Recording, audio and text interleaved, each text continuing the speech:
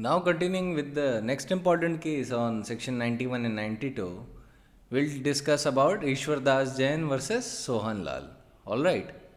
Now, this case again related to rent control law. And in short, the case of the plaintiff was that he mortgaged his entire shop and about fifth-sixth of his share in the shop and gave the possession of the whole shop to the defendant for rupees 1000. Plaintiff after that sued for redemption and recovery of the possession from the defendant on the basis of the registered usufructory mortgage deed. Now, the interest payable by the mortgagor was to be set off towards the profit arising from the use of the property by the mortgage. The mortgage deed stated that on redemption, the possession had to be delivered back to the mortgagor. And on 1st February 1981, the plaintiff demanded production of the deed and the possession of the property on the basis of that redemption. Alright. So, when he demanded the production of the deed and possession on the basis of redemption, then the defendant did not comply with it. And since he refused to give back the possession, the plaintiff was forced to institute a civil suit. The defense, per contra, alleged that there was no relationship of mortgagor and mortgagee between the parties, but the relationship was of landlord and tenant. The defendant admitted that the shop was in exclusive management of the plaintiff at the time possession was given to him. The plaintiff allegedly leased to the defendant the said property at rupees 80 per month, and plaintiff has been receiving the money at that rate only. These payment was proved by the accounts of defendant. Defendant ने अपने accounts भी दिखा दिए कि 80 रुपये per month पे कर रहा था और कोई मॉर्गेजर मॉर्गेजी की रिलेशनशिप नहीं थी. रिलेशनशिप जो थी वो लैंडलॉर्ड और टेनेंट की थी. अब सवाल ये उठता था, तो अगर लैंडलॉर्ड और टेनेंट की ही रिलेशनशिप थी तो ये मॉर्गेजर और मॉर्गेजी की डीड क्यों क्रिएट की, यूसुफ्रुक्टरी मॉर्गेज की डीड क्यों क्रिएट की गई. अब उसको लेके, मोटिव को लेके बोला गया that plaintiff demanded from him that the defendant will have to execute the mortgage deed by a way of collateral security in order to guarantee that the shop will be vacated by the defendant whenever demanded by plaintiff. In fact, said mortgage deed was to circumvent and bypass the provision of rent control legislation. अब इसके साथ एक और allegation था जो defendant ने दिया कि जो प्लेंटिफ है जो, he is a man of substance, बहुत अमीर आदमी है, और there was indeed no occasion for him to mortgage the same for a petty sum. इतने अमीर होने के बाद कोई ऐसी नौबत नहीं आएगी that he have to mortgage that property. Plaintiff ने फिर कहा डिफेंडेंट से, ये एलिगेशन के पॉइंट ऑफ व्यू से बता रहा हूँ, डिफेंडेंट कोर्ट को बता रहा है कि प्लेंटिफ ने उसको बोला था कि मैं 1000 रुपये की बाय वे ऑफ सिक्योरिटी ये मॉर्गेज डीड क्रिएट करूँगा और उसके बाद मेरे पास राइट होगा कि मैं जब चाहूँ तुमको निकाल दूँ. I can get you vacated according to my sweet will. फिर डिफेंडेंट ने बताया क्योंकि मुझे उस वक्त शॉप की बहुत ज़रूरत थी, मैंने इस कंडीशन को अग्री कर लिया. डिफेंडेंट ने फिर 1000 रुपये दिए and incurred 80 rupees towards the expensive. फिर he then again alleged before the court that the mortgage was not the real transaction but it was a clever device to bypass the provision of rent act. वैसे अक्सर ऐसा होता है वैसे, लेकिन just to inform you कि जो defence allegation लगा रहा है वो ये कह रहा है कि रियल नेचर जो था ट्रांजैक्शन का, it was not of a mortgagee and mortgagors relationship, it was not the usufructory mortgage which formed the basis of possession, but rather it was actually a clever device in order to bypass the provisions of Rent Control Act, and the real relationship between the plaintiff and defendant is that of a landlord and tenant, and under pursuant of that he was paying 80 rupees per month. ठीक है. And accordingly he demanded कि plaintiff का suit dismiss कर देना चाहिए. अब supreme court ने वही पोजीशन ऑफ लॉ रिटेरेट की जो मैं आपको लास्ट लेक्चर में बता चुका हूँ. For the sake of your convenience मैं एक बार फिर रिटेरेट कर देता हूँ कि the position of law regarding section 91 and 92 in context of this judgment, when the party seeks to set aside a document and wants to introduce parole evidence on that point, then with reference to section 92(1), it was held in this case and the law was reiterated that it is permissible for a party to a deed to contend that deed was not intended to be acted upon, but it was only a sham document. The bar arises only when the document is relied upon and its terms are sought to be varied and contradicted. Oral evidence is admissible to show that the document was executed was never intended to operate as an agreement, but that some other agreement altogether not recorded in the document was entered into between the parties. ठीक है. अब supreme court ने एक बात बोली, बड़ी interesting थी. Supreme court ने केस देखा, फैक्ट्स देखा, फिर सुप्रीम कोर्ट ने बोला कि the reason given by the defendant appears to us rather curious. अब ये बात समझी जा सकती है कि डेप्टर जब डेब्ट इनकर कर रहा होता है, so he executes a deed as a collateral security. ये तो समझने में आसानी होती है, पर ये सिचुएशन इस केस में नहीं है. Supreme court said further, if it is a deed of collateral security by the defendant, then the defendant would have to execute a deed in favor of the plaintiff and not vice versa. उल्टा नहीं होता है ना. अगर वो जो deed थी it is to be executed in the favor of the plaintiff, तो वो डिफेंडेंट को एग्जीक्यूट करनी पड़ती. प्लेंटिफ क्यों एग्जीक्यूट करेगा उसको, मॉर्गेज डीड को. अच्छा, ट्रायल कोर्ट में इनका ये कंटेंशन ट्रायल कोर्ट ने सेट असाइड कर दिया था. ये merely because a person is rich, there is no occasion for him to mortgage the property. इस बात से ट्रायल कोर्ट अग्री नहीं किया था. तो सुप्रीम कोर्ट ने भी इस बात को बहुत थोड़ा देखा और बोला कि ये बड़ा अजीब लग रहा है कि आप कह रहे हैं, आप मतलब डिफेंडेंट, कि जो डीड थी वो कोलैटरल सिक्योरिटी थी बाय द डिफेंडेंट, तो डिफेंडेंट को एग्जीक्यूट करनी चाहिए थी प्लेंटिफ के फेवर में. यहाँ पे प्लेंटिफ ने डिफेंडेंट के फेवर में क्यों एग्जीक्यूट की? Because in this case the plaintiff owner has mortgage short to the defendant. Plaintiff का ही तो केस है that I executed an usufructuary mortgage and the relationship between me and the mortgagee is that of a mortgagor and mortgagee. That is the plaintiff's case. Defendant तो उसको deny करे, वगैरह land और tenant की relationship है. फिर supreme court ने कहा the plea of collateral security offered by the defendant appears to us not to fit into a situation where a plaintiff has executed the mortgage. Obviously, if the plaintiff wanted to secure something by way of an additional security from the defendant, the normal course would have been to ask the defendant to give such a security and not for the plaintiff to execute such a mortgage. Hence, on that basis, the reason mentioned and the evidence given by the defendant as to why a sham document has been executed falls to other ground.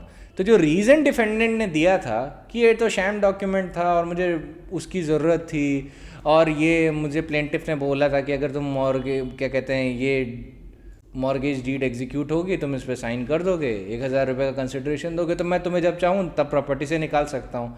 ये defendant का कहना था. तो Supreme court ने कहा कि एक बात बताइए, कोलैटरल सिक्योरिटी डिफेंडेंट को देनी थी, यहाँ पे मॉर्गेज वो क्या, यहाँ पे प्लेंटिफ क्यों मॉर्गेज कर रहा है? इसका मतलब है the collateral security is being given by the plaintiff, है ना. डिफेंडेंट का ही केस है दैट डिफेंडेंट को कोलैटरल सिक्योरिटी देनी थी, ये वो कह रहा था, और इसी वजह से उसने वो शैम डॉक्यूमेंट पे साइन किया, जिसको बता रहे ना usufructuary mortgage deed is a sham document, इनका कहना था. तो उन्होंने इस बेसिस पे साइन किया क्योंकि उन्हें शॉप की ज़रूरत थी और प्लेंटिफ ने कहा था कि इस पे साइन कर दो, जब मैं चाहूँ तो मैं शॉप से निकाल लूँगा. इनको ज़रूरत थी तो ये मान गए, जैसे भी प्लेंटिफ ने टर्म्स रखे. तो कोर्ट ने कहा ऐसी सिचुएशन में तो आपको मॉर्गेज डीड एग्जीक्यूट करनी चाहिए थी. कोलैटरल सिक्योरिटी जब देनी होती है then it is often the debtor incurring a डेब्ट वो executes a deed as a collateral security, not vice versa. यहाँ पे प्लेंटिफ डीड एग्जीक्यूट कर रहे हैं, नॉट द डिफेंडेंट. फिर सुप्रीम कोर्ट ने कहा दो evidence is admissible under section 92(1) to prove that the mortgage is a sham document, such evidence is lacking in this case. ये पॉइंट फिर डिफेंडेंट के खिलाफ गया। अच्छा, साथ ही साथ इसी केस में सेक्शन 34 का भी पॉइंट था कि जो लूज शीट होती हैं वो अकाउंट बुक्स की कैटेगरी में नहीं आ सकती जिनको कहा जा सकता है they are relevant under section 34। इस केस में भी रिएटरेट हुआ था, तो आप एक केस दोनों पॉइंट पे रेफर कर सकते हैं। इस उस कॉन्टेक्स्ट में सेक्शन 34 के कॉन्टेक्स्ट में सुप्रीम कोर्ट बोला था, it would be notice that the sanctity attached to the law of evidence to books of account if books are indeed account books, that is in original, and if they show on their face they are kept in regular course of business, such sanctity in our opinion cannot attach to private extracts of the alleged account book when the original accounts are not filed into court.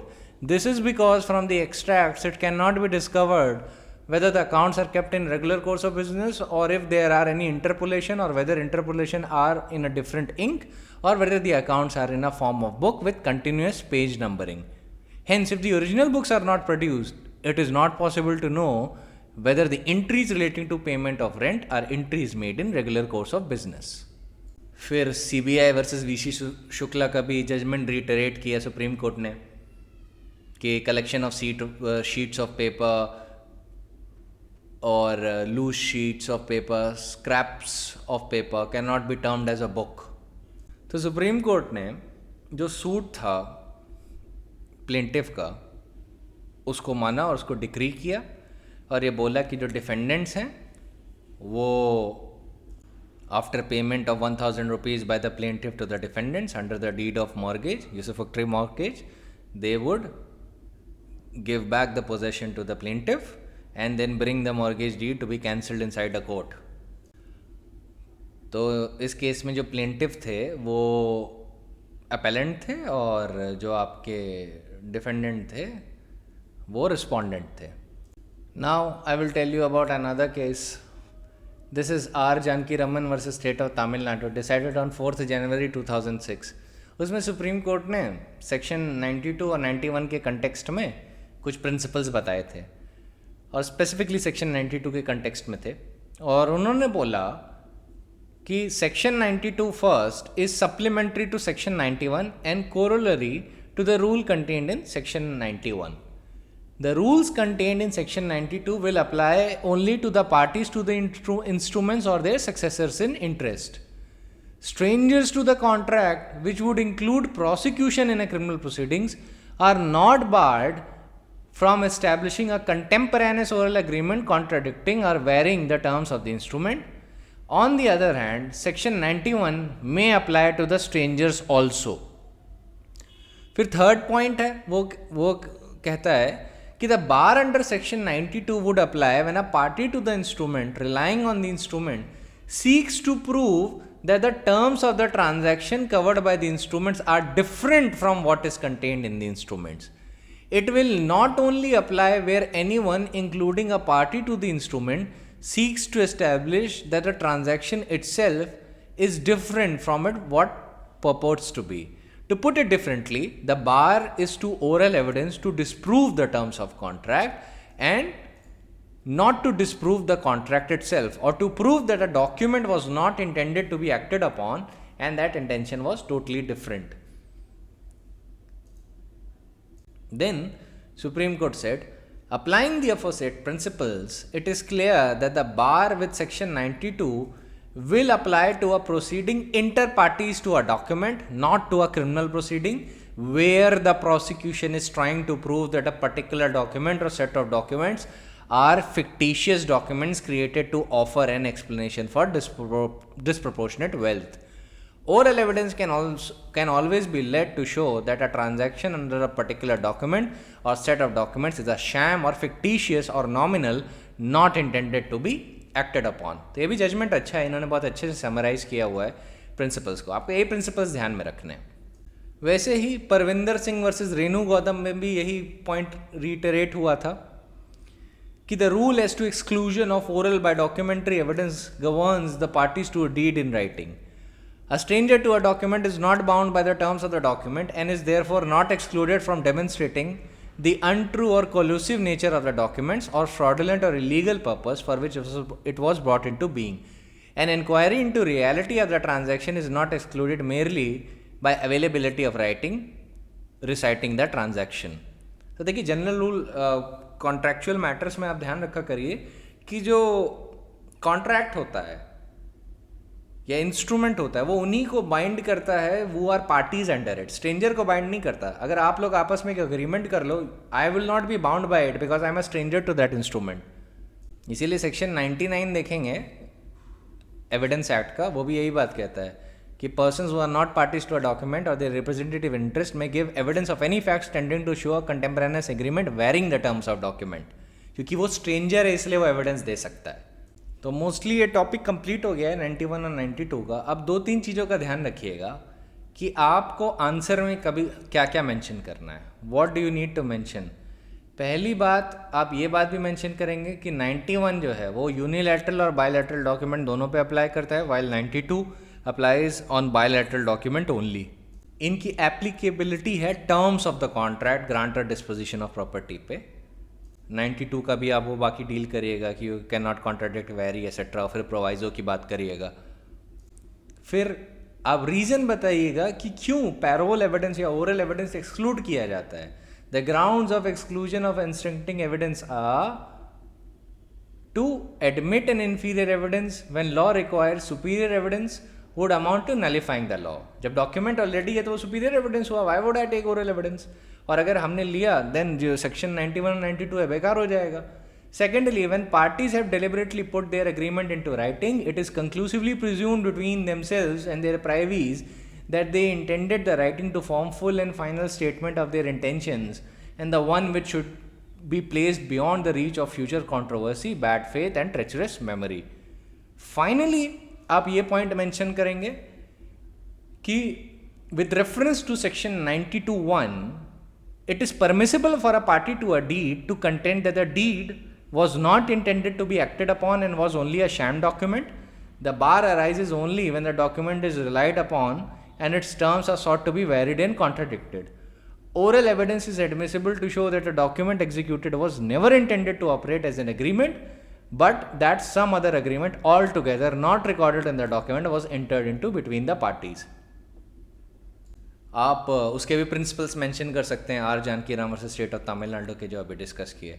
तो basically जब आपने section bare act के ingredients पहले आपने बताए, वो बताना सबसे एसेंशियल है, वो फर्स्ट स्टेप है। उसके बाद प्रिंसिपल ऑब्जेक्ट बता दिए, फिर आपने 1-2 केस लॉ बता दिए, चाहे ईश्वरदास जैन वर्सेस सोहन लाल या रूप कुमार वर्सेस मोहन थेडानी, दोनों ही केस में पॉइंट सेम ही है, आप दोनों में से जो भी चाहें बता सकते हैं। दोनों बता दीजिए तो बहुत अच्छा है, क्योंकि आप बता सकते हैं कि दोनों में ये पॉइंट हेल्ड हुआ, या गंगाबाई वर्सेस छाबूबाई का पॉइंट बता सकते हैं, सेम लाइनें वही हैं। देखिए केस का नाम याद रखना होता है, मटेरियल नहीं है, प्रिंसिपल याद रखना ज़रूरी है। प्रिंसिपल याद रहे तभी केस का नाम लिखिएगा, सिर्फ केस का नाम लिखना सफिशिएंट नहीं होता है if you don't remember the principal.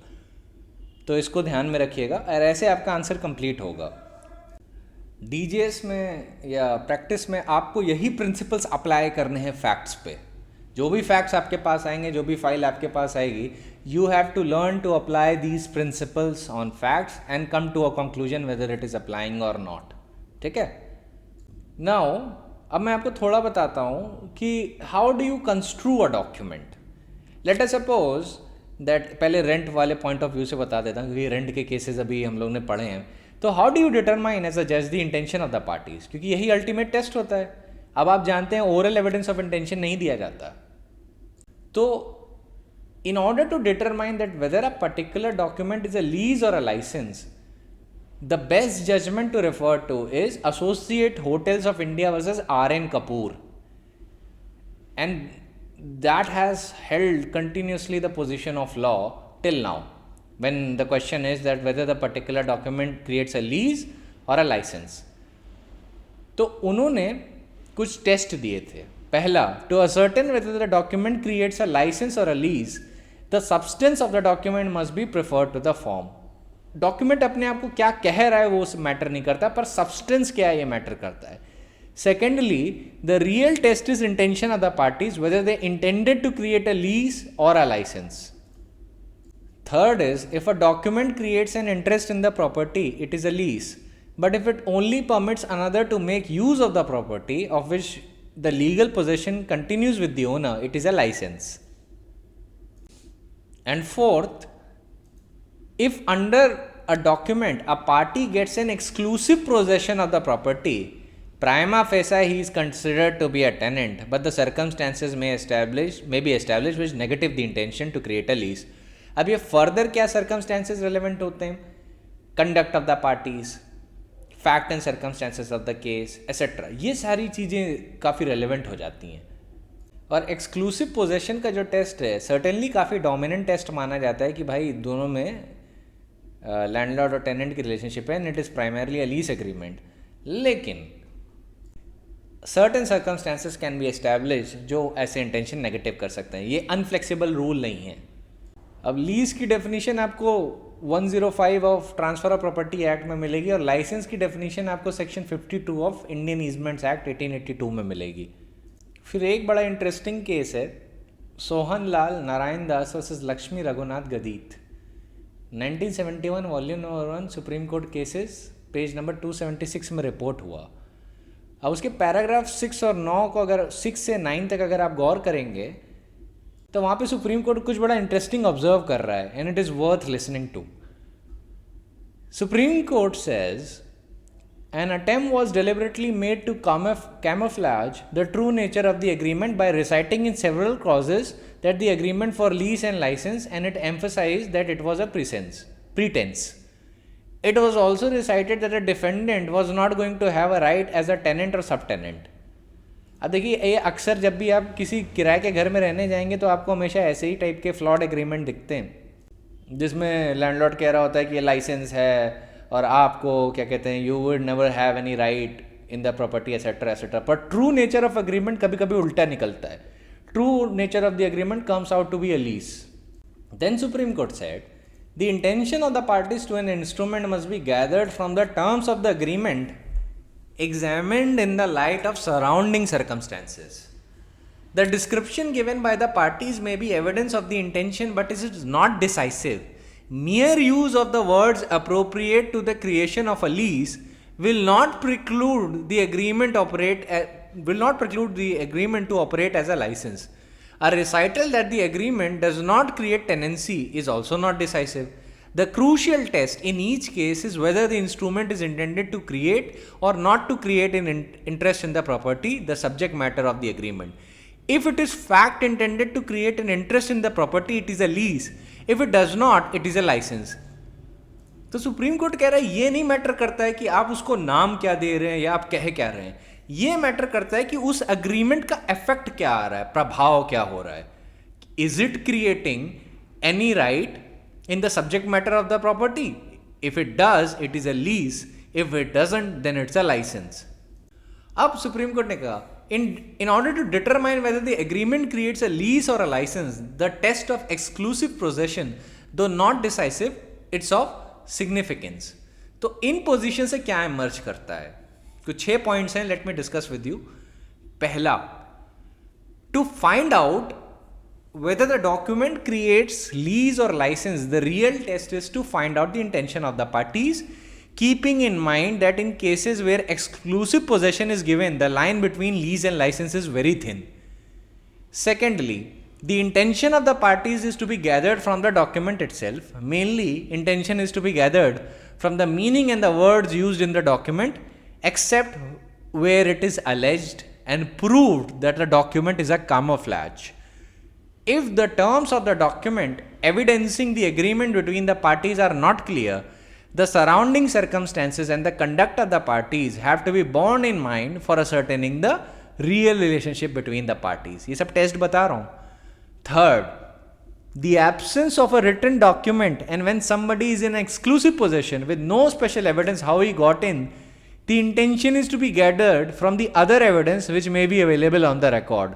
And in such cases, exclusive possession of the property would be most relevant circumstance to arrive at the conclusion that the intention of the parties was to create a lease. Fourth is, if dispute arises between the parties to the written instrument, the intention is to be gathered from the document read as a whole. But in cases where the landlord alleges that tenant has sublet the premises and where the tenant in support of his own defense sets up a plea of mere licensee and relies upon a deed entered into inter se between himself and the alleged licensee, the landlord, who is not the party to a deed, is not bound by what emanates from the construction of the deed. The tenant and the subtenant may jointly set up the plea of a license against the landlord, which is a camouflage. In such cases, the mask is to be removed or veil is to be lifted, and the true intention behind the facade of self-serving, conveniently drafted instrument is to be gathered from the relevant circumstances. Same would be the position where the owner of the premises and the person in need of the premises executes a deed labeling it a license deed to avoid the operation of rent legislation. Fifth, prima facie, in absence of sufficient title or interest to carve out or to set a similar tenancy by sitting tenant in favor of a third person, the person in possession to whom the possession is handed over cannot claim that subtenancy was created in his favor, because a person having no right cannot confer any title of tenancy or subtenancy.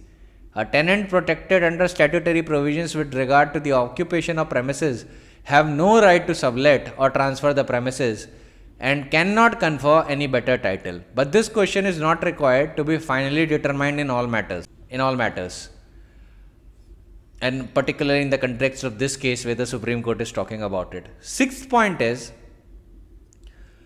further lease or license is a matter of contract between the parties. Section 107 of the Transfer of Property Act inter alia provides that leases of immovable property may be made either by registered instruments or by oral agreements accompanied by the delivery of possession. If it is a registered instrument, it shall be executed by both the leasee and the leaser. This contract between the parties to be interpreted or construed on well-laid principles for construction of contractual terms, that is, for the purpose of construction of the contracts, the intention of the party, the meaning of the words they have used, and there can be no intention independent of that meaning. When the terms of the contract are vague or having double intendment, one which is lawful should be preferred, and the construction may be put on instrument perfectly consistent with his doing only and what he had a right to do. अब एक सवाल उठता है कि क्या writ jurisdiction के under contract का enforcement हो सकता है? सुप्रीम कोर्ट ने इसका आंसर दिया था state of Rajasthan IDI corporation versus diamond and gem development corporation limited, decided on 12 February 2013. और ये पुरानी पोजीशन है जिसको रिटरेट किया था. Supreme Court said that there can be no dispute to the settled legal proposition that the matters and disputes relating to the contract cannot be agitated, nor terms of the contract can be enforced through writ jurisdiction under Article 226 of the Constitution. Thus, writ court cannot be a forum to seek any relief based on terms and conditions incorporated in the agreement by the parties. It is evident that generally the court should not exercise its vis jurisdiction to enforce contractual obligation. The primary purpose of writ of mandamus is to protect and establish rights and to impose a corresponding imperative duty existing in law. It is designed to promote justice. The grant or refusal of the writ is at the discretion of the court. The writ cannot be granted unless it is established that there is an existing legal right of the applicant or an existing duty of the respondent. Thus, the writ does not lie to create or to establish a legal right, but to enforce the one that is already established. While dealing with the writ petition, the court must exercise discretion, taking into consideration a wide variety of circumstances, inter alia, the facts of the case, the exigency that warrants such exercise of discretion, the consequence of the grant or refusal of writ, and the nature and the extent of injury that is likely to ensue by such grant or refusal. अब आते हैं उस point पे कि how would you interpret a contract. अभी तो मैंने lease और लाइसेंस एग्रीमेंट की बात की, कॉन्ट्रैक्ट को इंटरप्रेट करने का क्या तरीका होता है. देखिए, ये सारी चीज़ें ना अगर प्रैक्टिस में जाएंगे तो बहुत इंपॉर्टेंट होती हैं कि आपको पता हो, वरना आप क्या आर्ग्यू करेंगे. Without knowing the basics of interpretation of a contract और अ इंस्ट्रूमेंट और a deed, a person practicing in that area would amount to an unsound person giving a lecture on thermonuclear physics. ठीक है, we don't want that situation. That is why I'm explaining something to you. अब देखिए, पहली चीज़ तो आपको ध्यान में रखनी चाहिए कि एक कॉन्ट्रैक्ट के अंदर जो भी टर्म्स हैं उनसे ज़्यादा मांगा नहीं जा सकता. ये आपको पता होना चाहिए. और आपको ये भी चीज़ का ध्यान रखना चाहिए, contract is generally a transaction between the two parties who have entered into such agreement with open eyes and while understanding the nature of the contract. ये जनरल प्रिजम्पशन होता है. तो contract is a creature of agreement. It is nothing but an agreement enforceable by law, है ना. So as a general rule, the contract being a creature of agreement between two or more parties, it has to be interpreted while giving literal meaning to it, unless there is some ambiguity within the terms of the contract itself. So the contract is to be interpreted giving the actual meaning to the words contained in the contract, and it is not permissible for the court to make a new contract however reasonable if the parties has not made it for themselves. मैं आपको पहले भी बता चुका हूँ, लेकिन interpretation से पहले ये बताना जरूरी है. And the contract is to be interpreted in such a way that its terms may not be varied. The contract has to be interpreted without any outside aid. The terms of the contract has to be construed strictly without altering the nature of the contract, as it may affect the interest of either side of the party adversely. अब इस observation के लिए there are numerous Supreme Court's decision like United India Insurance Company versus Harchand Rai Chandan Lal, your Polymat India Private Limited and another versus National Insurance Corporation. बहुत सारे cases हैं, पर it is an old position of law that is still continuing. एक observation मैं आपको बताता हूँ supreme court का. DLF universal limited versus director of TNC planning department Haryana और इसका साइटेशन है AIR 2011 supreme court 1463. Supreme court ने कहा ये सेटल्ड प्रिंसिपल ऑफ लॉ है कि हर कॉन्ट्रैक्ट का जो पर्पस होता है उसी के हिसाब से उसे इंटरप्रेट किया जाता है. The purpose of the contract is the interest objective values policy that the contract is designed to actualise. It comprises joint intent of the parties. Every such contract expresses the autonomy of the private party to his own will. Contractual parties जो होती हैं अपनी private will के according और अपनी खुद की वोल्यूशन के हिसाब से ही they enter into a contract. So it creates a reasonable legally protected expectations between the parties and the reliance on its results.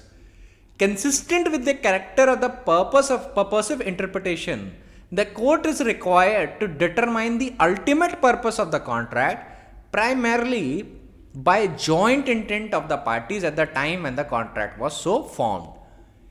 And it is not the intent of a single party, but it is the joint intent of both parties, and the joint intent of the parties is to be discovered from the entirety of the contract and the circumstances surrounding its formation. किन circumstances के अंदर वो contract बना. Supreme Court quoted Anson's law of contract, and from that it took out an excerpt and said that a basic principle of common law is that the parties are free to determine for themselves what primary obligations they will accept. Today, the position is seen in a different light. Freedom of contract is generally regarded as a reasonable social ideal only to the extent that the equality of bargaining power between the contracting party can be assumed and no injury is done to the interest of the community at large. The court assumes that the parties to the contract are reasonable persons who seek to achieve reasonable results, fairness and efficiency. In a contract between the joint intent of the parties and the intent of the reasonable person, joint intent trumps and the judge should interpret the contract accordingly. Supreme Court is saying कि अगर contract में दो तरीके के intent आपको देखें, intent of the reasonable person and the intent of the parties, joint intent of the parties, वो intent of the reasonable person को ट्रम्प करेगा. तभी बोला जाता है कि it is always the intention of the parties with the determinative criteria. आप वहाँ पे लॉ ऑफ टॉर्ट्स की तरह एक rule of reasonable and prudent man नहीं इनकॉपरेट कर सकते या उसको नहीं यूज कर सकते in order to analyse the contract. ठीक है, you have to analyse it with the intention of the parties concern. कुछ और भी रूल बता देता हूँ इंटरप्रिटेशन ऑफ कॉन्ट्रैक्ट के by Kim Lewison. In this case in this book, it was said that for the purpose of construction of the contract, the intention of the parties is gathered from the meanings of the words they have used. and there is no intention independent of that meaning. Secondly, where the words of the contract are capable of two meanings, one of which is lawful and the other unlawful, the former construction should be preferred. अब Lord Hoffmann के भी 5 principles हैं for interpretation of the contract, ये honourable Lord ने दिए थे under investors compensation scheme limited versus West Bromwich building society. ये English case है और ये इंडिया में भी यूज़ होता है. 1998 volume number 1 all English reporter page number 98. 5 principles क्या हैं?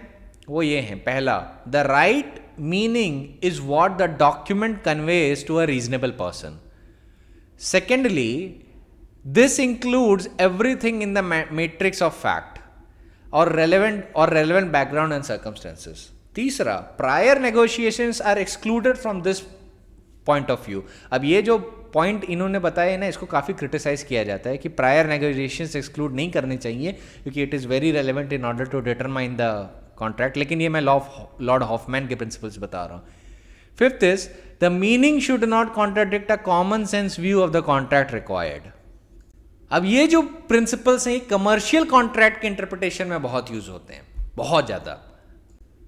अब जो पहला पॉइंट है ना लॉर्ड हॉफमैन के प्रिंसिपल का, उससे ये मत कंफ्यूज हो जाइएगा जैसे जो joint intention of the parties की मैंने बात की थी और वो कह रहे हैं कि the right meaning is what the document conveys to a reasonable person. इसके बीच में कंफ्यूज मत हो जाइएगा. बेसिकली लॉर्ड हॉफमैन कह रहे हैं कि जज जैसे पढ़ेगा वो तो एक रीजनेबल पर्सन की वजह से पढ़ेगा, की तरह पढ़ेगा. लेकिन अगर उसको जज को ये इंटेंशन पता चल जाता है while reading it as a reasonable person की इंटेंशन ऑफ द पार्टीज क्या था, joint intention of the parties कुछ और था, और let us suppose if he continues reading as a reasonable person, then he might come up with another conclusion. So he has to prefer a conclusion which is in accordance with the joint intention of the parties rather than the intention of a reasonable and prudent person. ठीक है. अभी एक contract के interpretation को लेके थोड़ी complexity है, but nonetheless the rules remains. On अब ये कमर्शियल कॉन्ट्रैक्ट्स के इंटरप्रिटेशन पे बता रहा हूँ क्योंकि इसमें सबसे ज़्यादा पैसा होता है. Commercial contracts, joint ventures etcetera, इनमें अगर प्रैक्टिस करनी है then you have to be aware about the situations. और वैसे भी एज अ जज आपको ये सारी चीज़ों को लेके अवेयर होना चाहिए. And nonetheless from the academic point of view it never hurts to know that much, just to keep in mind. ये सब वैसे यूनिवर्सिटीज़ को पढ़ाना चाहिए पर नहीं पढ़ाती हैं. Nonetheless in society of Lloyd's versus Robinson, it is again an English case. It was reported in 1999 All English Reporter, Commercial Cases, page number 545. In context of commercial contract, the court said that loyalty to the text of a commercial contract, instruments or a document read in its contextual setting is a paramount principle of interpretation. But in the process of interpreting the meaning of the language of a commercial document, the court ought generally to favor a commercially sensible construction. The reason for this approach is that commercial construction is likely to give effect to the intention of the parties. Words ought therefore to be interpreted in a way in which a reasonable commercial person would construe them. Not reasonable and reasonable commercial person. And the reasonable commercial person can safely be assumed to be unimpressed with technical interpretation and undue emphasis on the niceties of language. Commercial contracts का interpretation basically जब जज करें तो उनको वैसे ही interpret करना है as if a reasonably competent commercial person would. Indian Supreme Court in the case of Union of India versus D.N. Revery said it must be remembered that a contract is a commercial document between the parties and it must be interpreted in such a manner as to give efficacy to the contract rather than to invalidate it. It would not be right while interpreting a contract entered into between two lay parties to apply strict rules of construction which are ordinarily applicable to a conveyance and other formal documents. The meaning of such contract must be gathered by adopting a common sense approach and must not be allowed to be thwarted by narrow pedantic and legalistic interpretations. तो ultra puritan view नहीं लिया जाना चाहिए. Supreme court of India in city bank versus TLC marketing private limited company, in that case Supreme Court the judgment reported that commercial contract must be broadly construed with a view to give efficacy to such contract rather than to invalidate it. Clauses of contract must be liberally interpreted. Narrow and technical approach should be avoided. अब ये मैं commercial contracts की बातें कर रहा हूँ तो इसको context में समझिएगा. अब देखिए context की एक important बात कर लेता हूँ. और बॉम्बे हाईकोर्ट के सामने Novartis vaccine and diagnostic incorporation versus Aventis pharma limited में उन्होंने बहुत अच्छे से बताया था कि जो एक कॉन्ट्रैक्ट में कौन कौन सी मीनिंग्स होती हैं जनरली. देखिए जनरल बता रहे हैं, सारे एग्जॉस्टिव लिस्ट नहीं, ये जितनी भी चीज़ें मैं बता रहा हूँ this is illustrative. It is just to give you an illustration, क्योंकि I can not possibly explain you all the little things that can happen in a contract because they are far too many to tell. If I just sit down and started telling you, an year would pass off and I would not even be complete with 50% of it. So this is just here to give you an illustration. So पहले एक contract में ordinary meaning होती है. There is a presumption that the words are to be construed and should be construed in their ordinary and popular sense, since the parties to the contract must be taken to have intended as a reasonable man to use the words and phrases in their commonly understood and accepted sense. The object of the inquiry is not necessary to prove the real intention of the parties, but to ascertain what the language they used in the document would signify to a properly informed observer. Second interpretation होता है business like interpretation, and it is in that context it is an accepted canon of contractual construction that a commercial document should be construed in accordance with sound commercial principles and good business sense, so that its provision receive a fair and sensible application. If a detailed semantic and syntactical analysis of words in a commercial contract is going to lead to a conclusion that flouts business common sense, it must be made to yield to business common sense. तो अगर contract का कोई clause या कोई जो syntax जो use हुआ है वो ऐसे कंक्लूजन को की तरफ ले जा रहा है which flouts a business common sense and it relates to the commercial realm, then such syntax और semantic analysis of word must be made to yield to business common sense. मतलब उसको उस लाइन में लाया जाएगा which is in context of proper business common sense. ठीक है, वैसे इंटरप्रेट करना है. Then there is a commercial object.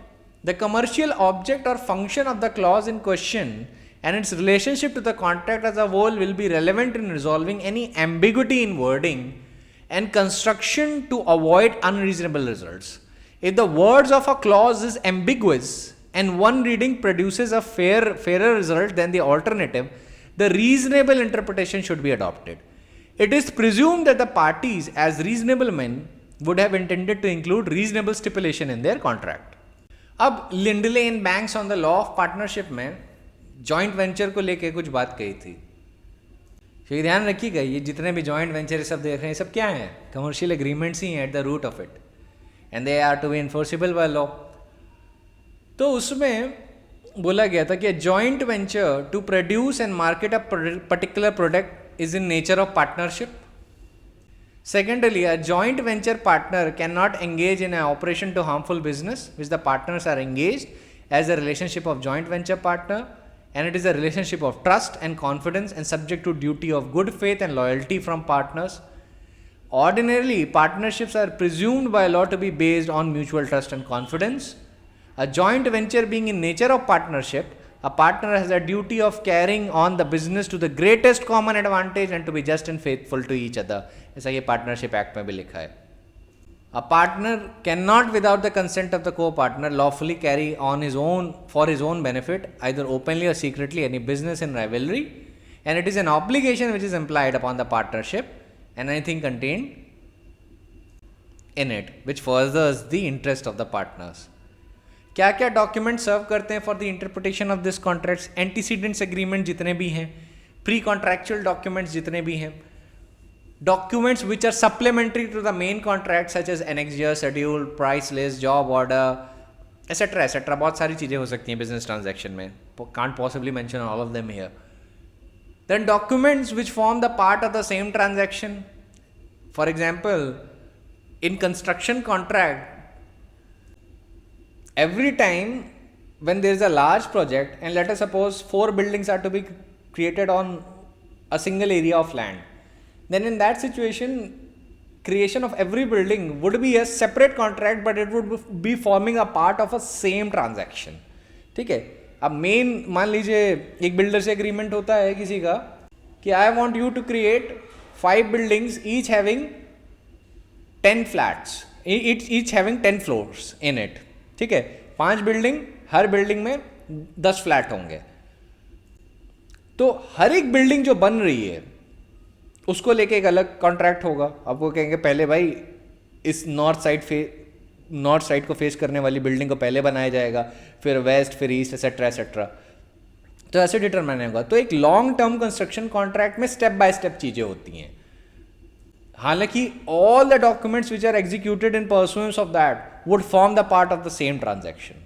ठीक है, तो हमेशा अज्यूम करिए एक बहुत, जब लॉन्ग टर्म कंस्ट्रक्शन कॉन्ट्रैक्ट्स होते हैं ना, तो उनमें बहुत सारे मिनी कॉन्ट्रैक्ट्स हो सकते हैं.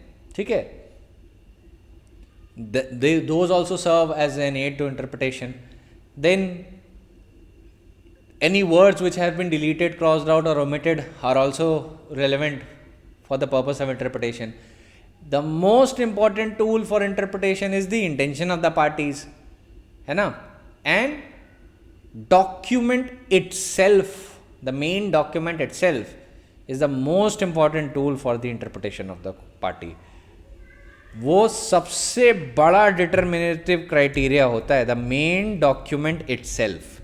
ये सारी जो चीज़ें मैंने बताई वो तो सप्लीमेंट करती हैं और एक चीज़ को प्रूव करने में, कंक्लूजन को प्रूव करने में मदद करती हैं. They are ancillary to it.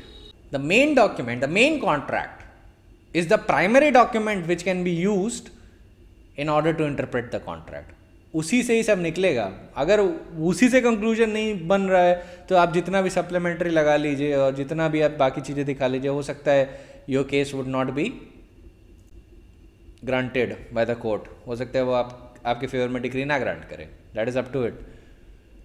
तो always remember the main agreement और the main contract is of the most importance. फिर बाकी जो होते हैं वो सहायक होते हैं. Antecedents agreement, pre-contractual documents supplemental to the main contract, etc etc. अब याद रखिएगा प्रायर नेगोशिएशंस को एक्सक्लूड करता है कोर्ट. ठीक है, prior negotiations are not within the domain of aid to interpretation of the contract. But I think it should be, but it is not, at least not in India. That we can say for certainty. अब एक term आप contracts में बहुत देखेंगे, commercial contracts में खास तौर से, एज इज़ वेयर इज़. ये टर्म बहुत देखेंगे. इसका क्या मतलब है? इस टर्म का जो एक्सप्लेनेशन था सुप्रीम कोर्ट ने बहुत अच्छे से बताया था. Punjab Urban Planning Development Authority versus Raghunath Gupta. उसमें सुप्रीम कोर्ट ने बोला कि we notice that the respondents have accepted the commercial plots with open eyes subject to the conditions in the contract. Evidently the commercial plots were allotted on as is where is basis. The allottees would have ascertained the facilities available at the time of the auction, and after having accepted the commercial plots on as is where is basis, they cannot be heard to contend that they have not been provided with basic amenities like parking, lights, roads, water, sewage, etc. If the allottees were not interested in taking the commercial plots on as is where is basis, they should have not accepted the allotment, and after having accepted the allotment on as is where is basis, they are stopped from contending the basic amenities like parking, lighting, roads, water, sewage were not provided by Punjab Urban Development Authority when the plots were allotted. As is where is basis का simple मतलब हुआ जहाँ जैसा है वैसा आपको लेना है. जहाँ है जैसा है. तो मान लीजिए आपको जो दिखाया गया, भाई यहाँ पे कोई फैसिलिटी नहीं है, आपको इंस्पेक्ट करना चाहिए था. तो जो अथॉरिटीज़ होती हैं, अब जो एज इज़ वेयर इज़ पे बेचा जा रहा होता है, तो वहाँ पे बेसिकली ये चीज़ें होती है कि जैसे आपको कोई प्लॉट दिखाया गया या आपको फ्लैट दिखाया गया या कमर्शियल एरिया दिखाया गया, जो भी is subject to the agreement of as is where is basis, तो वहाँ पे जो भी चीज़ दिखाई जा रही है आपको, जो आप देख रहे हैं, आप उसे इंस्पेक्ट करिए. बेसिकली जो सेलर है वो आपसे ये कह रहा है कि भाई जैसा है और जहाँ है वैसा ही आपको मिलेगा. ठीक है, तो अगर वहाँ पे कुछ चीज़ें फिर आगे नहीं निकली, then it is not the fault of the seller. ठीक है, क्योंकि अगर आपको लगता है कि वहाँ पे और फैसिलिटीज़ होनी चाहिए थी, then you should have inquired it yourself. तो अगर आप कभी भी किसी सेलर की साइड से कॉन्ट्रैक्ट ड्राफ्ट कर रहे हैं तो ये टर्म बिल्कुल इंक्लूड करिएगा, ठीक है, as is where is basis. और एक टर्म आपने देखा होगा एज इफ, जो कॉन्ट्रैक्ट में आता है। इसका बेसिकली मतलब होगा कि यहाँ पे एक डीमिंग फिक्शन हो रहा है। डीमिंग फिक्शन का ये मतलब होगा कि मान लीजिए अगर बोला जा रहा है कि you would presume something as if it is something else, तो वहां पे एक लीगल फिक्शन क्रिएट हो जाता है और ये कॉन्ट्रैक्ट्स में भी यूज होता है। जनरली आप ये डीमिंग फिक्शन लॉ के कंटेक्स्ट में ज़्यादा देखेंगे, और उसको मैं समराइज भी कर देता हूँ। When a statute says that you must imagine a certain state of affairs, it does not say that having done so you must cause or permit your imagination to boggle when it comes to inevitable corollaries of that state of affair. ऐसे for example, in section 3N of the Nationalization Act, when it was read with section 2(1) of the Mines Act, so there was the usage of words as if in that clause. तो affect उसका ये हुआ था कि legislature ने बोला कि even though you are not the owner of the mine, लेकिन अगर वहां पे कुछ मिस हैपनिंग हुई then you would be treated as an owner और तुम्हारी लाइबिलिटी वैसे होगी। तो legislature was making a deeming fiction कि even though you are not the owner of that mine but we'll pretend you are for the purpose of law. समझ रहे हैं? So it उसको बोला जाता है डीमिंग फिक्शन। कभी कभी वो अग्रीमेंट्स में भी डाला जाता है व्हेन कोई पार्टी चाहती है कि आप उसको थोड़ा लीवे दें किसी कंटेक्स्ट में, पर ज़्यादा नहीं यूज़ होता, but sometimes it is used. एक रूल ऑफ और प्रिंसिपल ऑफ इंटरप्रिटेशन होता है वर्बा चार्टम फॉर्चुअस एक्सेम्पेटर कॉन्ट्रा प्रोफर्टम। इसका मतलब होता है that when there is ambiguity in the words used in a written document then they are construed more forcibly against the party which use them. So in case there is ambiguity against a written document, तो जिस party ने वो terms बनाया है उसके खिलाफ वो terms construe किए जाते हैं, ठीक है। उसको कहते हैं डॉक्ट्रिन ऑफ कॉन्ट्रा प्रोफर्टम। उसका लैटिन पूरा नाम है वर्बा चार्टरम फॉर्चुअस एक्सेप्टेटर कॉन्ट्रा प्रोफर्टम। Another tool that is used both for interpretation of statutes and the interpretation of the contract is expressio unis est exclusio alteris, जिसका मतलब है कि जब एक्सप्रेस इंटेंशन बता रहा है और एक्सप्रेस वर्ड से दिख रहा है कि पार्टीज का इंटेंशन ये है, तो उसका ऑल्टरनेट एक्सक्लूडेड माना जाता है। It means that where an express intention has been made in the instrument in respect of a certain thing, it will exclude any other thing of a similar nature. For example, there was a case of Swastik Gas Private Limited versus Indian Oil Corporation. तो contract में एक term use हुआ था कि जितने भी dispute हैं they would be exclusively subject to the jurisdictional courts at Calcutta. तो ऐसी सिचुएशंस में the parties have impliedly excluded all the other courts as the contract specifies that the jurisdiction of the courts at the particular place would deal with the matter and an inference may be drawn that the parties intend to exclude all the other courts. तो ये expressio unis est exclusive alteris का एक interpretation का method है। अच्छा, jurisdiction जो exclusionary clause होते हैं jurisdiction के, इनका भी अपना लॉ है। Basically Hakam Singh versus Gammon India limited इस पे सबसे अच्छा केस है। उसका प्रिंसिपल भी शॉर्ट में बता देता हूँ, सीपीसी में बहुत काम आएगा कि when a cause of action arises or a matter falls into jurisdiction of multiple courts, then it is permissible for a party to agree that we will agree to, submit our matters to one of these courts, not to all of them, and exclude all the other of them except that one. That recourse is available. But that is not entirely available to the party to grant a jurisdiction to the court where it has none.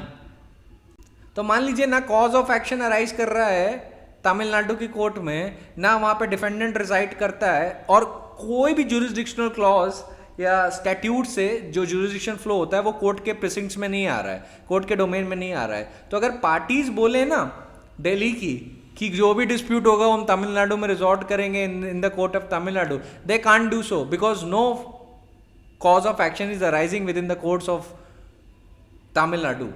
तो उनके jurisdiction में बाहर है। देखिए law of jurisdiction simple से ये होता है, जब मल्टीपल कोर्ट्स के पास जुरिडिक्शन आ जाता है on the basis of certain facts and circumstances, तो ये तो पॉसिबल है पार्टीज के लिए कि वो मान लीजिए 5 कोर्ट्स के पास आ गए तो वो 4 को एक्सक्लूड कर दें और एक ही कोर्ट को चूज करें, ठीक है, ये तो अवेलेबल है। पर ये नहीं अवेलेबल है कि जिस कोर्ट के पास कॉज ऑफ एक्शन आए नहीं, जिसकी जुरिडिक्शन में आता ही नहीं है कोई मैटर, उस कोर्ट में जाके अपना मैटर एंटरटेन करवाएं। That is not available with them. Hakam Singh versus Gammon India limited बहुत अच्छा केस है इस पे, ये सीपीसी में बड़ा इंपॉर्टेंट बनता है। ये जो एक्सक्लूजनरी क्लॉजेस और ये सीपीसी में बहुत इंपॉर्टेंट है। खैर नॉनदलेस, नेक्स्ट इंपॉर्टेंट प्रिंसिपल है वो है जस्डिम जेनरिस का। इट मीन्स ये इंटरप्रिटेशन ऑफ स्टैट्यूट और कॉन्ट्रैक्ट दोनों के लिए यूज होता है, इसलिए इसको बताने में आपका थोड़ा फ़ायदा होगा, क्योंकि आपको इंटरप्रिटेशन ऑफ स्टैट्यूट्स में भी मदद मिल रही है और कॉन्ट्रैक्ट में भी मदद मिल रही है। इजस्टिम जेनरिस का मतलब होता है व्हेन द क्लास और genus of the words things is followed by general wording that is not itself expansive. The general wording is usually restricted to the class or genus of the words or things preceding it. For example, in Messrs Siddheshwari Cotton Mills Private Limited versus Union of India, Supreme Court ने observe किया था expression bleaching, dyeing, printing, waterproofing, rubberising, shrinking proofing precedes the expression or any other processes, जो last में लगाया होता है act में। Hence, the term or any other processes is to be interpreted ejusdem generis to the preceding words. तीसरा principle of interpretation both for statute and the contract is nociter a saucy. It means that the meaning of an unclear or ambiguous word should be determined by considering the words immediately surrounding it. For example, that in the case of Commissioner of Income Tax versus Bharti Cellular, it was held that technical services used, the term which was used in section 194J of the Income Tax Act was unclear, but said word would take color from the words managerial and consultancy between it was sandwiched. So these terms managerial services and consultancy service necessarily involve human intervention. Therefore, applying this rule, nociter est saucis, the word technical would also have to be construed as involving a human element. Fourth is redendo singula singulis, which means that there are general words of description following enumeration of particular things, just as general words are to be construed distributively, and if general words will apply to some things and not to others, the general words are to be applied to those things to which they will and not those to those they will not. ठीक है, ये सारी ही चीज़ें commercial contracts को interpret करने के लिए use की जाती हैं, ध्यान रखिएगा।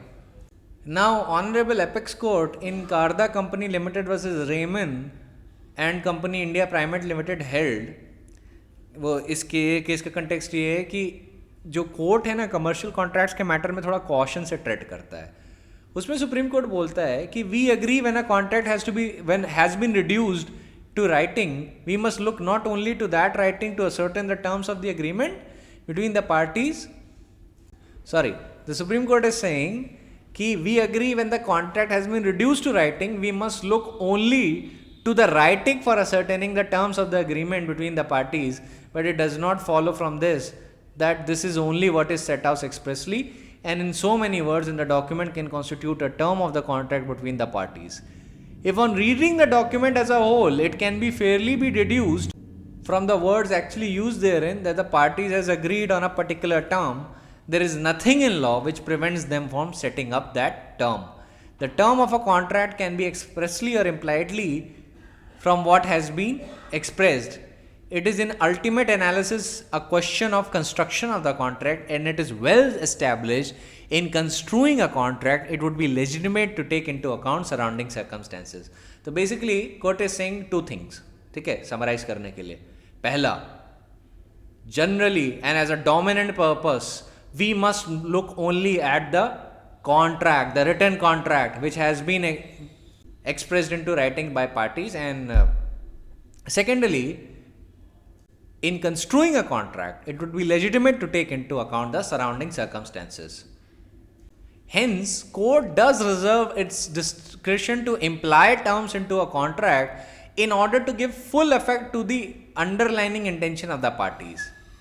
because there might be a situation where the term is capable of having multiple interpretations, and when the interpretation of such term can be substantially have the effect of substantially affecting the rights of the contracting parties, then court can use its equitable jurisdiction and may even depart from the express meaning of words. जहाँ पे multiple interpretations हो रहे हैं और एक तरीके का interpretation can substantially affect, A वाला effect की बात कर रहा हूँ, AFFECT, which affects the right of the contracting parties. अब दिक्कत आती है सबसे ज़्यादा implied terms of the contract में. इसमें नहीं आती कि express terms क्या हैं जो लिखा हुआ है. ये कभी कभी होता है कि जो नहीं लिखा है, जो implied terms होते हैं, उनमें बड़ी दिक्कत आती है. तो सुप्रीम कोर्ट ने in case of Nabha power limited versus Punjab state power corporation international और डोमेस्टिक जूरिस्प्रूडेंस को लेके बहुत चीज़ें एनालाइज की थी और उन्होंने 4 कंडीशंस निकाली थी which must be satisfied to imply a term in the contract. 5 conditions निकाली थी. पहला, it must be reasonable and equitable to imply terms, ये पहली कंडीशन है. दूसरी है, it must be necessary to give business efficacy to the contract, so no term will be implied if the contract is effective without it. तो मतलब ये जो implied term है ये इतना important होना चाहिए कि इसके बिना business efficacy of the contract would be destroyed. और अगर the contract is still effective without reading that implied term in it, then that implied term will not be read in it. ठीक है. Third is, it must be so obvious that it goes without saying. ये Supreme court ने literally word का use किया था. And fourth, it must be capable of clear expression. Fifth, it must not contradict any express terms of the contract. एक final चीज आपको मैं explain करता हूं, वो है force majeure clause. What is a force majeure clause? ये energy watchdog versus central electricity में हेल्ड हुआ. Central Electricity Regulator Authority decided on 11th April 2017. अब जो force majeure it is governed by Indian contract act. ध्यान रखिएगा, ज़्यादातर लोग कहते हैं कि it is governed by section 56 of the contract. No, it is governed by chapter 3 of contingent contracts. उससे डील करता है वो. There is a substantial difference between contingent contracts and the contracts and the agreements to do impossible act और the contracts which are frustrated due to impossibility. बहुत difference होता है दोनों में. तो ये केस मैं यहाँ पे आपके स्टडी नोट्स में डाले दे रहा हूँ, पर मैं लिटरली समझाता हूँ कि फोर्स मेजोर होता क्या है. देखिए, जब भी कॉन्ट्रैक्ट में ये टर्म होता है कि आप कभी कॉन्ट्रैक्ट अगर बिजनेस कॉन्ट्रैक्ट पढ़ेंगे तो होता है कि फोर्स मेजोरे इवेंट के केसेस में द कॉन्ट्रैक्ट की जो परफॉर्मेंस है उसके लिए जो भी पार्टी फेल होती है उसको पेनलाइज नहीं किया जाएगा. कुछ ऐसा टर्म्स होता है. ठीक है. अब नेचुरल फोर्स मेजोरे इवेंट क्या होते हैं? एक्ट ऑफ गॉड इसी में इंक्लूडेड होता है. देखिए, एक्ट ऑफ गॉड थोड़ी लिमिटेड चीज़ होती है. एक्ट ऑफ गॉड डिफाइंड चीज़ होती है. एक्ट ऑफ गॉड एक एक्स्ट्रॉर्डिनरी नेचुरल इवेंट होता है which can not be reasonably foreseen और प्रिवेंटेड. ठीक है. While force majeure is much wider. Natural force majeure events क्या होंगे? जैसे lightning, drought, fire, explosion, cyclone, typhoon, tornado और exceptionally adverse weather. Non natural force majeure events क्या होंगे? कि मान लीजिए गवर्नमेंट ने प्रोजेक्ट नेशनलाइज कर लिया या गवर्नमेंट डिक्लेयर्ड इट अनलॉफुल, तो वो इम्पॉसिबिलिटी में भी चला जाएगा और फोर्स मेजोर इवेंट में भी चला जाएगा. या मान लीजिए 2 कंट्रीज़ के बीच में, मान लीजिए इंटर कंट्री कॉन्ट्रैक्ट का परफॉर्मेंस होना है और उन्हीं दोनों कंट्रीज़ के बीच में वॉर छिड़ गया. ठीक है. ब्लॉकेड, एम्बार्गो इम्पोज कर दिया गया, या कंट्री में रेवोल्यूशन हो गया, रायट्स हो गए, इंसरेक्शन हो गया, टेररिस्ट अटैक हो गया. ठीक है. या नेशन वाइड स्ट्राइक हो गई, एक्सेट्रा. तो ये बहुत वाइड चीज़ें हैं. तो देखिए, इसमें फोर्स मेजोर में नेचुरल कॉजेज भी आ सकते हैं, नॉन नेचुरल कॉजेज भी आ सकते हैं. ये डायरेक्ट भी हो सकता है, इनडायरेक्ट भी हो सकता है. आपको फोर्स मेजोर का एक इवेंट दूँ, जैसे मैं आपको लेक्चर देता हूँ. मान लीजिए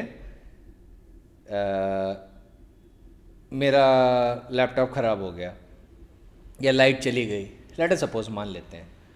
ऐसी सिचुएशन में अगर मैंने फोर्स मेजोरे कॉन्ट्रैक्ट के टर्म्स में नहीं लगाया है तो माई एक्ट, जो मेरा failure to perform the contract है, that would not be governed by section 56, क्योंकि इम्पॉसिबल नहीं, अभी भी performance of the contract is not impossible, है ना।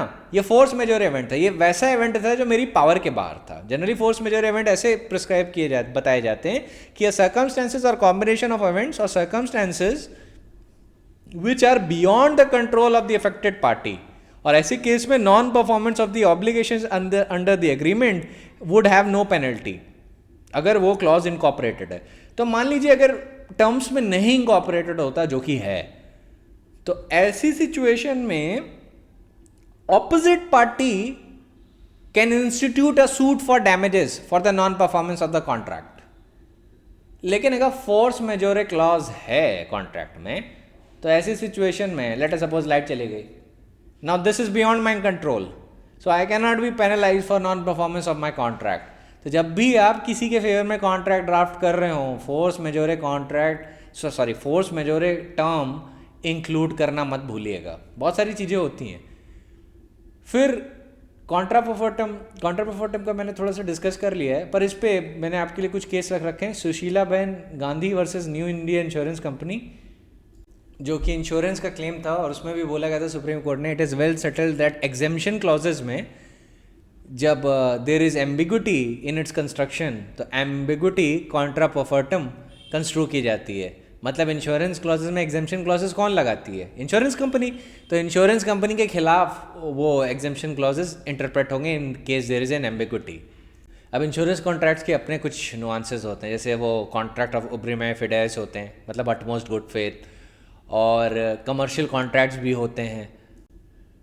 लेकिन let us suppose there is a term in contract in specifically in relation to the exemption clause, and there is an ambiguity regarding it or doubt regarding that term. तो जो ambiguity है ना, वो हमेशा उस पार्टी के खिलाफ interpret की जाती है who has made that clause. तो इंश्योरेंस कंपनी एग्जेम्पशन क्लॉजेस बनाती है कि हम इन चीज़ों में इंश्योरेंस नहीं देंगे। तो मान लीजिए उसी टर्म में ambiguity है, तो जो कोर्ट है ना, जो ambiguity है, वो उन्हीं के खिलाफ इंटरप्रेट करेगा, मतलब आपके फेवर में। Let us suppose you are claiming the insurance और आप कोर्ट के सामने हो, तो आपके फेवर में इंटरप्रेट करेगा। ठीक है। अब इस पर बहुत केसेस हैं। सुशीला बहन तो 2020 का है, यूनाइटेड इंडिया इंश्योरेंस वर्सेस पशुपालय प्रिंटर्स,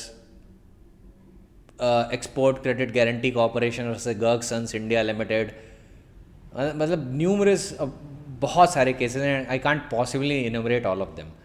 मैंने स्टडी नोट्स में काफ़ी आपके लिए मटेरियल रख रखा है, इनफैक्ट कि when in the what situation even arbitral award can be set aside. ये ध्यान रखिएगा, even arbitration agreement is at the end of the day an agreement. ठीक है। तो बहुत इंपॉर्टेंट हो जाता है कि आपको कॉन्ट्रैक्ट की ग्रास्प हो, अगर आप कमर्शियल आर्बिट्रेशन और इन सब साइड पे प्रैक्टिस करना चाहते हैं। कॉन्ट्रैक्ट्स की ग्रास्प के बिना ये सारी चीज़ें पॉसिबल हैं ही नहीं। और प्रैक्टिकल टूल फॉर इंटरप्रिटेशन बहुत ज़रूरी है। तो इसके लिए ज़रूरी होता है कि आप केस लॉ पढ़ें जितना भी होना चाहिए, अगर आपका इंटरेस्ट प्रैक्टिस की तरफ है। जिनका इन जुडिशियल सर्विस है उनके लिए ये सारी चीज़ें उतना मायने नहीं रखती, लेकिन जब आप जज बन जाएंगे then you have to deal with all of these things. अब छोटे छोटे सेक्शन है, उनसे डील कर लेते हैं।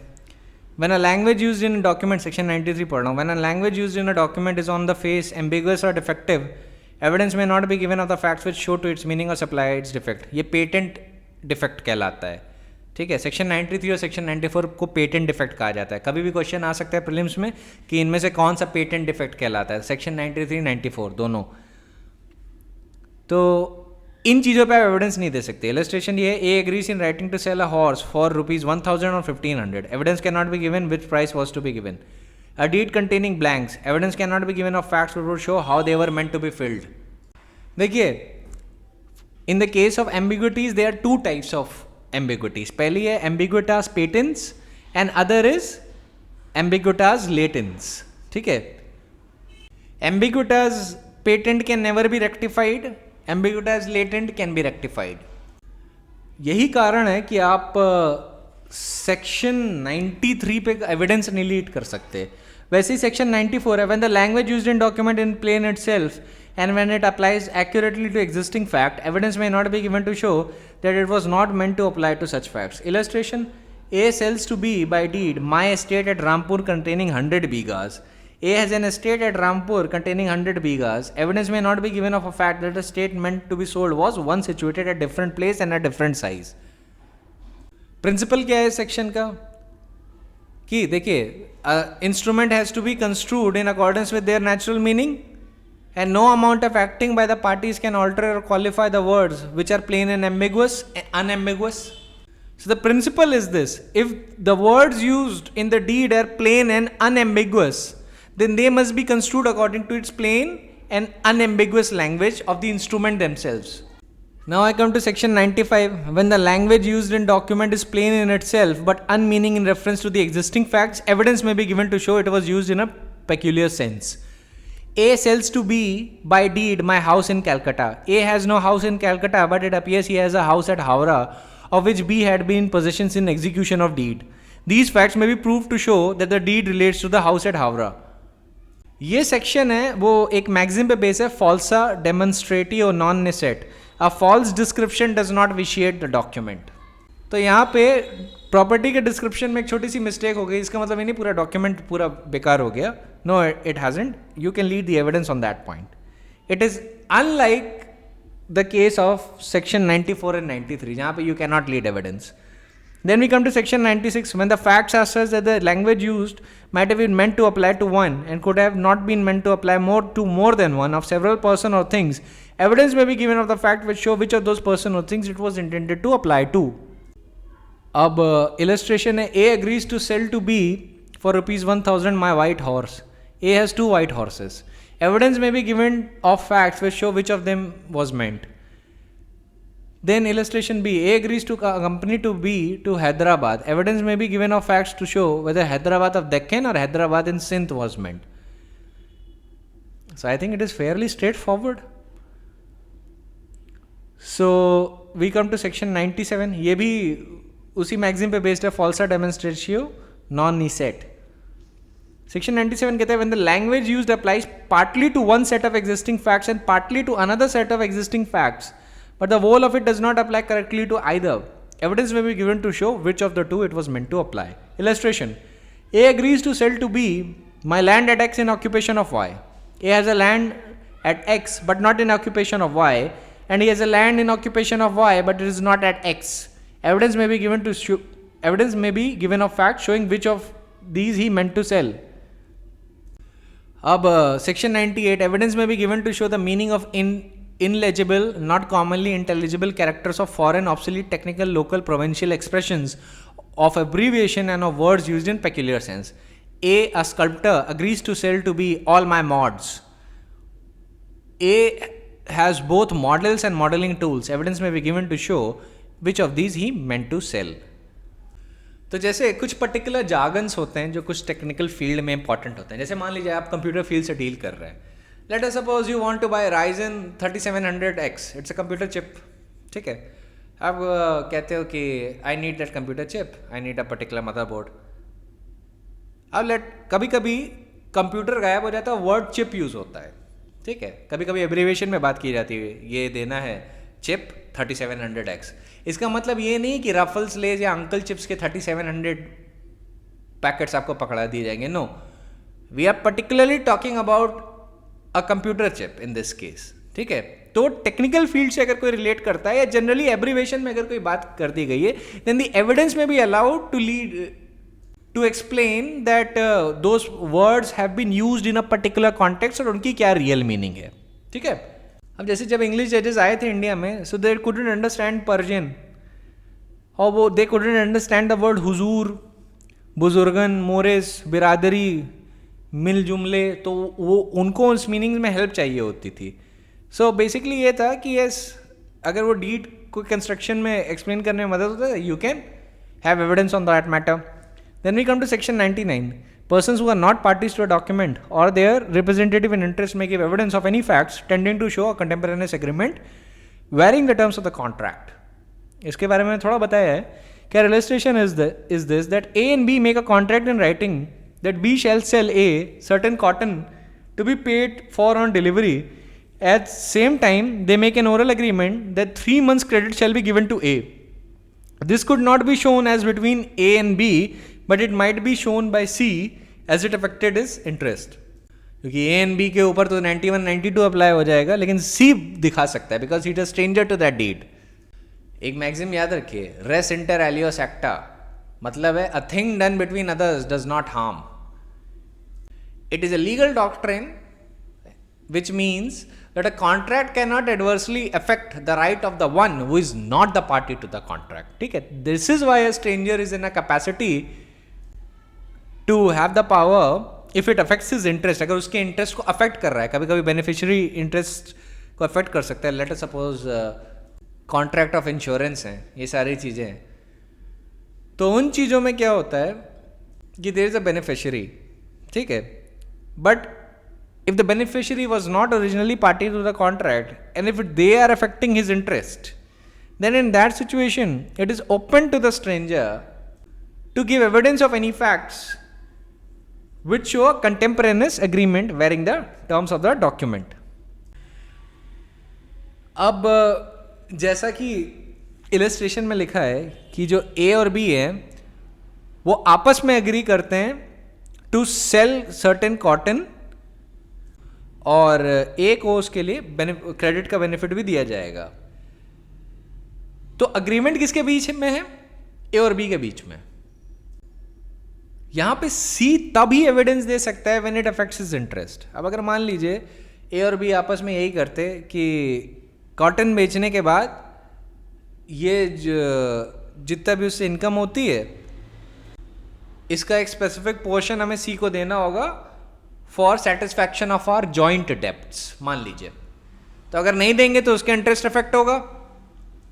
तो मान लीजिए अगर उन्होंने अपने ओरिजिनल एग्रीमेंट में आगे बोला होगा कि 3 मंथ्स का क्रेडिट आपको मिलेगा, राइटिंग में नहीं लिखा बट ओरली लिखा है कि 3 मंथ्स का क्रेडिट ए को मिलेगा। So C who is witnessing all this, जिसका पैसा फंसा हुआ है, अगर मान लीजिए ए और बी जॉइंट डेप्ट में थे उसकी, सो ही कैन से कि यस एक ओरल एग्रीमेंट के थ्रू इन्होंने वैरी कर लिया था अपना agreement and he would be allowed to give evidence on that point. देखिए जनरल प्रिंसिपल क्या होता है किसी भी कॉन्ट्रैक्ट का, याद रखिएगा, ये कॉन्ट्रैक्ट के टर्म्स में मैं ज्यादा कह रहा हूं। रेस इंटर एलियोस एक्टा एलिस नेक नोसेट नेक प्रोडेस्ट। It means a thing done between others does not harm और बेनिफिट अदर्स। ठीक है, सिंपली इसका मतलब होता है कि a contract cannot adversely affect the rights of the one who is not party to a contract. He is unbound by it. तभी the stranger is in a position to even give evidence of a contemporaneous agreement varying the terms of the contract, अगर वो चाहे तो। क्योंकि जब वो original party नहीं है तो वो कॉन्ट्रैक्ट से बाउंड नहीं है, और जब वो कॉन्ट्रैक्ट से बाउंड नहीं है तो ना सेक्शन 91 उस पर अप्लाई करेगा ना सेक्शन 92 उस पर अप्लाई करेगा। ठीक है, ये जो टर्म्स हैं सेक्शन 91 और सेक्शन 92 की, ये इंटर पार्टीज अप्लाई करते हैं, they do not apply on a stranger. Because you can imagine if principle of section 92 is extended to third person, then third persons might be prejudiced by things recited in writing by the others parties. ठीक है, and those things which are recorded might be contrary to truth, or it might be recorded due to ignorance, carelessness or fraud of the parties. So therefore the section 92 and section 99 does not prohibit a third person from proving the truth of the matter, howsoever contradictory it may be to the written statements of the other.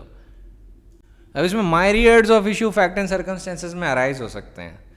Exam में आपको क्या पूछा जाएगा? Exam में आपको सिर्फ section पूछा जाएगा। इसमें डीजेएस में थोड़ा इसको लेके अवेयर रहिएगा, इसको वो टेल अटैच कर सकते हैं किसी भी चीज़ की प्रॉब्लम में। तो basically we are done with this topic. Section 100 छोटा सा सेक्शन है, वो क्या कहता है? वो कहते हैं nothing in this chapter shall be taken to effect any provision of Indian Succession Act as to construction of wills. ठीक है, वो अपना स्टैंड अलोंग है, ये चैप्टर इफेक्ट नहीं करता है विल्स को। ठीक है, तो सेक्शन एक्ट से तो आपको ज़्यादा उतना वो लेना देना है नहीं। अब देखिए एमपी, उत्तराखंड, उत्तर प्रदेश, बाकी के स्टेट दिल्ली को छोड़ के आपको सेक्शन 91 और 92 को सिंपली बेयर एक्ट के लेवल पे याद करना है, और बाकी के सेक्शंस को भी आपको बेयर एक्ट के लेवल पे ध्यान रखना है। फिर आपको मैंने जितने भी प्रिंसिपल्स बताए जो सेक्शन 91 और 92 को लेके थे वो ध्यान में रखने हैं। ठीक है, सिंपल लेवल पे। डीजेएस में उन प्रिंसिपल्स को अप्लाई करना सीखना है।